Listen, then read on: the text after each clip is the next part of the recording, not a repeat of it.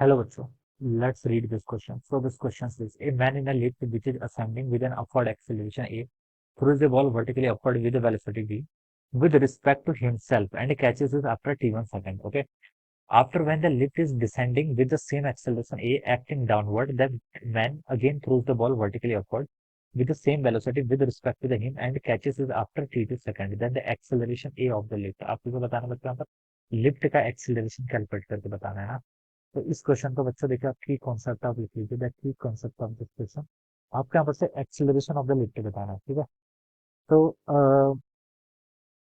क्या लिखेंगे इस क्वेश्चन का की कॉन्सेप्ट फ्रेम ऑफ रेफरेंस लिख लेते हैं, ठीक है। या फिर सूडो फोर्स भी लिख सकते हैं, ठीक है। चलिए फ्रेम ऑफ रेफरेंस लिख सकते हैं, ठीक है। फ्रेम ऑफ रेफरेंस और उसके अंदर भी नॉन इनर्शियल लिख लीजिए क्योंकि हमें with respect to the man time given कर रखे हैं। टी1 टाइम किसका है with respect to the man which is already in the lift, जो आपका ऑलरेडी किस पर आपका लिफ्ट कर है, ठीक है। जैसे यहाँ पर देखिए कोई पर्सन है, इस पर्सन के रिस्पेक्ट में, ठीक है।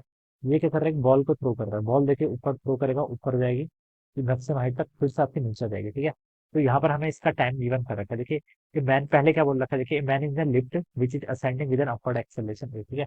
लिफ्ट का एक्सेलरेशन ये है अपवर्ड डायरेक्शन में, ठीक है। और देखिए बॉल पर क्या लगेगा, एक्सेलरेशन ड्यू टू ग्रेविटी लगेगा ऑलवेज डाउनवर्ड डायरेक्शन में, ठीक है। डाउनवर्ड डायरेक्शन में एक्सेलरेशन ड्यू टू ग्रेविटी लगेगा, ऑलराइट।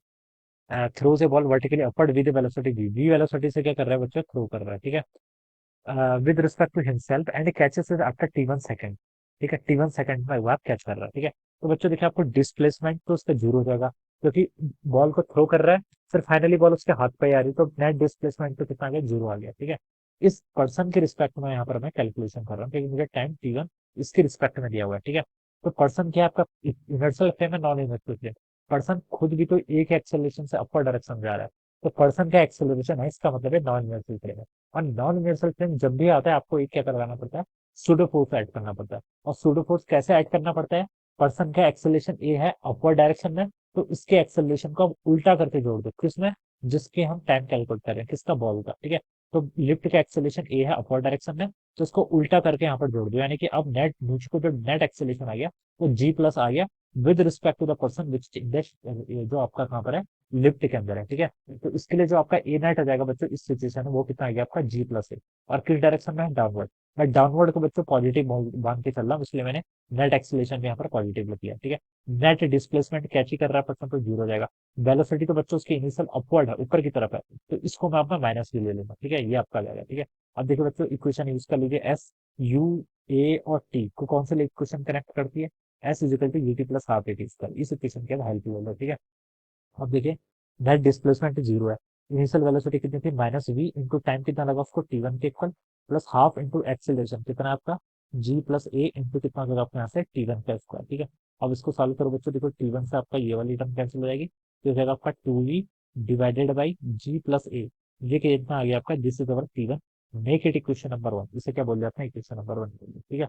अब बच्चों देखिए नेक्स्ट, अब सेकंड सिचुएशन क्या बोल रहे थे, देखिए afterward when the lift is descending with the same acceleration, जब लिफ्ट क्या कर रही है फिर डिसेंड कर रही है सेम एक्सेलरेशन ए से, ठीक है। acting downward, the man again throw a ball vertically upward with the same velocity with respect to him and catches it after t2। अब लिफ्ट देखिए आपकी डाउनवर्ड डायरेक्शन में एक्सेलरेट कर रही है, तो इस बार आपका जो बॉल होगा, बॉल पर देखिए जी तो ऑलवेज डाउनवर्ड लगेगा, ठीक है। मैन जो पर्सन कैलकुलेट कर रहा है टाइम टी2, वो भी क्या है आपका नॉन एक्सेलरेटेड फ्रेम है और किस डायरेक्शन में एक्सेलरेशन, डाउनवर्ड। तो इसे क्या करना पड़ेगा, कैलकुलेशन, अपनी कैलकुलेशन को करेक्ट करने के लिए सूडो फोर्स की तरफ ऐड करनी पड़ेगी, यानी कि जो उसका खुद का एक्सेलरेशन है उसको उल्टा करके जोड़ना पड़ेगा किसमें, बॉल में। तो लिफ्ट का एक्सेलरेशन यानी कि इसके खुद का एक्सेलरेशन ए डाउनवर्ड है, इस पर इसको जोड़ना पड़ेगा उल्टा करके ऊपर की तरफ ए हो जाएगा, ठीक है। तो नेट एक्सेलरेशन कितना आ गया इस बार आपका, जी माइनस ए के इक्वल आ गया, कितना, जी माइनस ए, ठीक है। तो इस बार ए नेट आपका जी माइनस ए हो जाएगा, ठीक है। ये आपका क्या हो गया, this is bar A net. Displacement again आपकी वही रहेगी, इनिशियल वेलोसिटी भी वही है, ऊपर कोई थ्रो कर रहे हैं, बस आप यहाँ पर रख लीजिए, टोटल डिस्प्लेसमेंट जीरो हो गया। इनिशियल वेलोसिटी कितनी थी आपकी, माइनस वी, इस बार टाइम आपका टी2 लगा है, plus half into acceleration, acceleration कितना आपका, जी माइनस ए है, ठीक है। जी माइनस ए इंटू कितना होगा आपका टी2 का स्क्वायर। तो बच्चों यहाँ से इसको मैं सॉल्व करूंगा, तो टी2 की वैल्यू देखी हो जाएगी आपकी 2v डिवाइडेड बाई आपका g minus a is equal to t two, ये आपका क्या है, this is my equation number 2, ठीक है। अब मुझे क्या बताना है उसको, देखिए मुझे तो यहाँ पर एक्सेलेशन फाइंड आउट करना है ना। तो एक्सेलेशन को देखिए मैं कैसे लिख सकता हूँ यहाँ से, एक्सेलेशन मुझे जी टी1 टी2 मतलब वी वाली टर्म को मुझे हटाना है यहाँ पर से, ठीक है, 2v को हटाना है, तो इन दोनों इक्वेशन को चलो डिवाइड कर लेते हैं, इक्वेशन 1 डिवाइड बाई इक्वेशन 2 कर लेते हैं, ठीक है।